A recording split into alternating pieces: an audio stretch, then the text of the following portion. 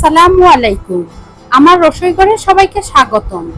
আজ আমি তৈরি করে দেখাবো আমড়ার খোসার মজাদার ভর্তা। আমি এখানে কিছু আমড়ার খোসা নিয়েছি। এই খোসাটার আমি আজকে ভর্তা করব। আমড়ার খোসার ভর্তার জন্য আমি প্রথমেই আমড়ার খোসাটা একটু সিদ্ধ করে নিব। আমি একটা কড়াইতে একটু পানি দিয়ে দিয়েছি।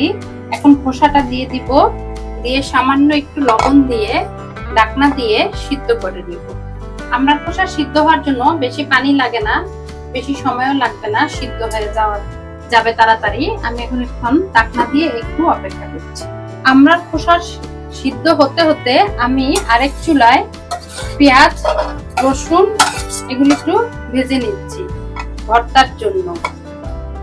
আমি ভর্তায় 4টা কাঁচামরিচ দিব, কাঁচামরিচটাও সাথে ভেজে নিচ্ছি। আমার পেঁয়াজ, রসুন, কাঁচামরিচ ভাজা হয়ে গিয়েছে। এখন আমি ধনিয়া পাতাটা হালকা ভেজে নিব।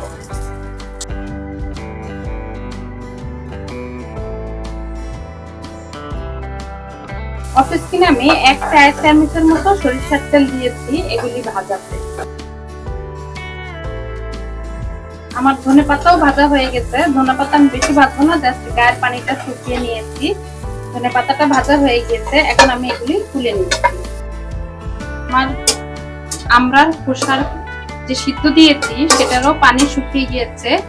এখন আমি 2 মিনিট নেড়ে ছেড়ে পানিটা একটু শুকিয়ে নামিয়ে নিচ্ছি। আমি প্রথমে কাঁচামরিচ, পেঁয়াজ, রসুন, ধনেপাতা এগুলি পিষে নিচ্ছি। কিছুটা রেখে দিব, শেষে উঠানোর আগে দিয়ে দেব। একটু সামান্য লবণ দিয়ে পিষে নিচ্ছি।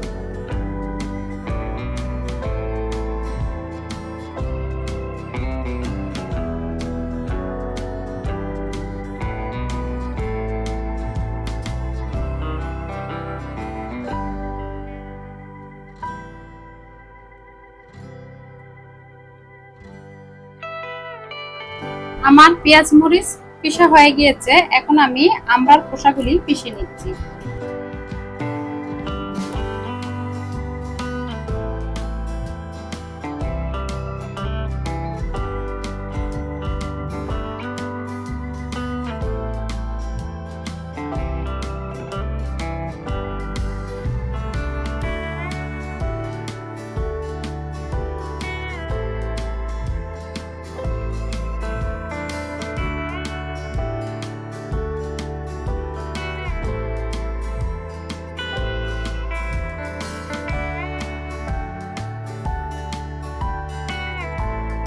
আমার ভর্তা প্রায় হয়ে গিয়েছে। এখন আমার যে ধনেপাতা আর পেঁয়াজ একটু রেখে দিয়েছিলাম, এটা একটু আদা বাটা করে দিয়ে দিব।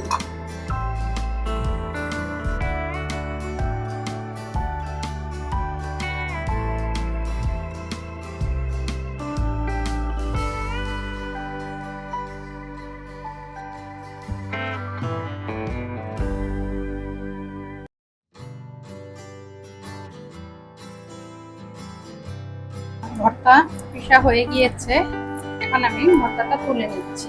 তৈরি হয়ে গেল আমার আমড়ার খোসা দিয়ে মজাদার ভর্তা। যদি আমার ভিডিওগুলি ভালো লেগে থাকে তাহলে আমার চ্যানেলটি সাবস্ক্রাইব করে পাশে থাকা বেল আইকনটি ক্লিক করে অল নোটিফিকেশনে ক্লিক করে দিবেন।